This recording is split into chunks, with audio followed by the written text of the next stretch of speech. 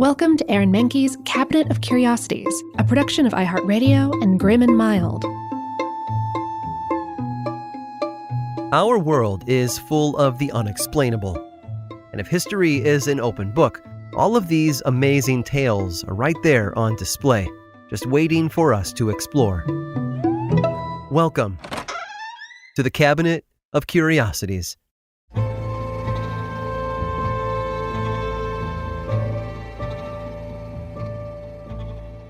Baseball great Jackie Robinson, tennis star Althea Gibson, track and field legend Wilma Rudolph. These are just some of the men and women who set records and broke barriers. They are remembered today as trailblazers for Black athletes everywhere. But one man isn't as well known as them, though he should be. What he was able to accomplish in less than a week was history-making, and it happened at one of the most famous venues in the world.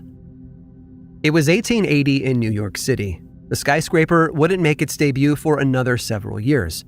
Over at Madison Square Garden, a crowd had gathered to see something incredible.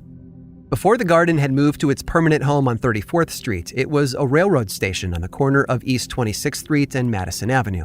It was then converted into a venue for P.T. Barnum's circus, and by 1879, it had become a major entertainment center of all kinds of events. The first Westminster Kennel Club dog show was held there.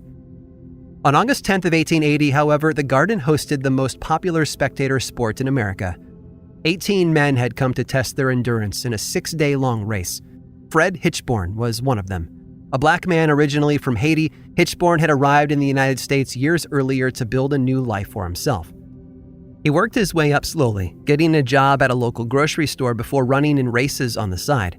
His performance impressed a sports promoter named Daniel O'Leary, who saw something special in Hitchborn and decided to sponsor him. However, the name Fred Hitchborn wasn't going to fly in the wide world of professional sports in 1880. He changed his name to the catchier Frank Hart instead. And Hart was a wonder.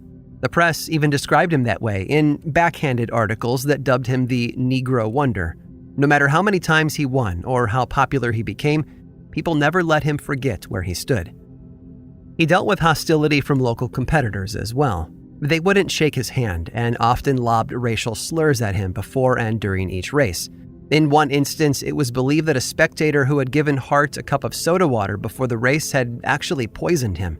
He got sick almost immediately, but he didn't let the pain stop him. Hart ran and won. Finally, in 1880, Hart entered the competition that would define his career. He was one of 3 black men going up against 15 white men in what was called a 6-day go-as-you-please race. Before baseball became America's national pastime, crowds gathered to cheer on a sport called pedestrianism. In this particular race, competitors went around an oval track for 6 days by any means necessary. They could walk, run, crawl, or jump, whatever they wanted to do, as long as they went around the track as many times as possible for the duration of the event.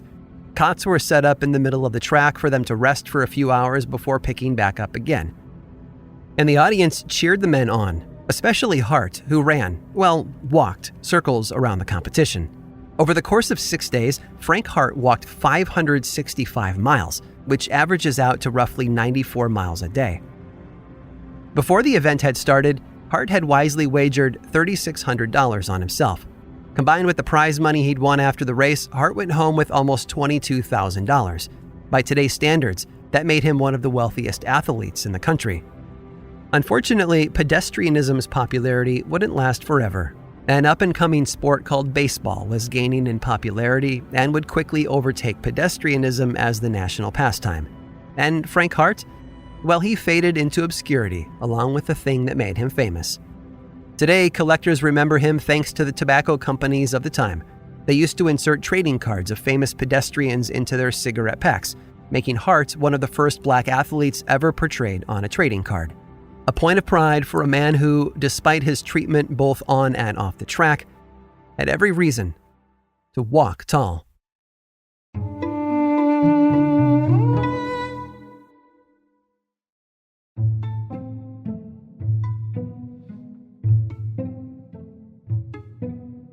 While the numbers aren't exact, it's been said that 97% of people who start writing a novel never finish it. Mind you, it's a difficult task. Inventing a brand new world full of fictional characters who are meant to feel real to your readers. Writing a novel takes determination and a dedication to one's craft. And even if 3% actually do finish writing their first book, chances are it's going to be very bad. Travis was part of that 3%. He wanted to be a writer, and in 2004 he set his eyes on a very specific prize. The publishing company Publish America was looking for manuscripts of a particularly high quality. They didn't bother with what they saw as lowbrow genres like science fiction or fantasy. Of the 70 submissions they received each day, almost 100% of them were rejected. Publish America wanted to sign only the best works of literary fiction. Travis believed that he was just such an author, and he finally saw his chance to be taken seriously. So he hunkered down at his computer and wrote for weeks on end, pouring his heart and soul onto the page. When he had finished the final draft of his new book, titled Atlanta Nights, he sent it to Publish America and waited for their response. He was hopeful, to say the least. They had to love it. After all, he had worked so hard to give them the kind of literary revelation they had asked for. On December 7th of that year, Travis finally got his response. Publish America had read his novel, and they loved it. They sent him a contract to review over the holidays and to return to them after the new year. Travis brought the contract to his lawyer, who looked it over and decided it wouldn't be in his best interest to publish the novel after all. Travis should have been crushed. His dream of seeing his book on a bookstore shelf had just been dashed, but he was okay with it. They all were. You see, Travis wasn't a real author. He was a persona created by a group of professional authors with a grudge against Publish America. The company had presented itself as a sophisticated publisher that only accepted books of the highest caliber. In reality, though, it operated more like a vanity press, in that it made authors pay a handsome fee up front to have copies of their manuscripts printed. Offended at their statements against certain genres of fiction, author James D. MacDonald assembled a group of science fiction and fantasy writers to work together on a little scheme. They wrote Atlanta Nights with the express purpose of creating something awful. There was almost no plot. Spelling and grammar came and went with the breeze. 2 chapters were written by 2 different authors based on one small piece of an outline they both shared, and 1 chapter was duplicated word for word and included as another separate chapter later. Characters died and came back to life without explanation. Characters changed roles and occupations. They even included an entire chapter that had been written completely by an artificial intelligence program, which examined the previously written chapters and then spit out what it thought was the appropriate text. The authors then came up with a pseudonym, Travis, who we met earlier. He was given the last name of Tea, like the beverage, making him Travis Tea, and then the team submitted the manuscript for review. And of course, Publish America accepted it. They accepted almost everything as long as someone was willing to pay their fees.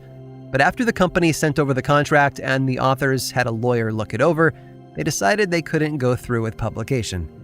They let Publish America in on the joke, and the company immediately rescinded its acceptance of the manuscript. That wasn't a problem, though. The authors published it anyway through a print-on-demand service and donated all proceeds to the Science Fiction and Fantasy Writers of America Emergency Medical Fund. Atlanta Nights got some pretty awful reviews, which is very understandable. After all, it was supposed to be terrible, which might just be the best example ever of the problem with design by committee. I hope you've enjoyed today's guided tour of the Cabinet of Curiosities. Subscribe for free on Apple Podcasts or learn more about the show by visiting curiositiespodcast.com. This show was created by me, Aaron Mahnke, in partnership with How Stuff Works.